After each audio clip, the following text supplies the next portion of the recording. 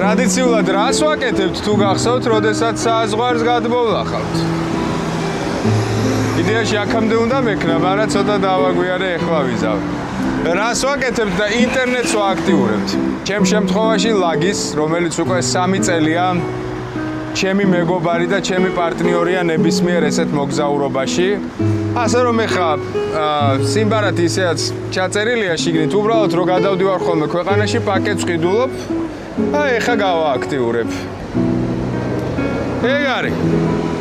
ჩართულია. იდეალურია, მეგობრებო, როგორც საქართველოში, ასევე მთელ მსოფლიოში. არავით არის მე როუმინგები, არაფერი, უმაღლესი ხარისხის ინტერნეტი აქვს, ძალიან მისაღები ფასები არის პაკეტებზე. რავი, დაწყებული 3 დღიანი, 1 დღიანი, 5 დღიანი, ადრიანი, არის ულიმიტოები ასევე სხვაზე 3 დღიანი, 5 დღიანი, 15 დღიანი, ადრიანი. მე ხა ულიმიტო გავააქტიურე, ზარები, SMS-ები, ყველაფერი შედის. იდეალური ხარისხია, აი მართლა გეუბნებით, რამდენი ინტერნეტი არ მქონია, სადაც ჩავდიოდი, იქ ყიდულობდი ხოლმე ბარათს, ვააქტიურებდი. უბრალოდ ერთი გადართვა.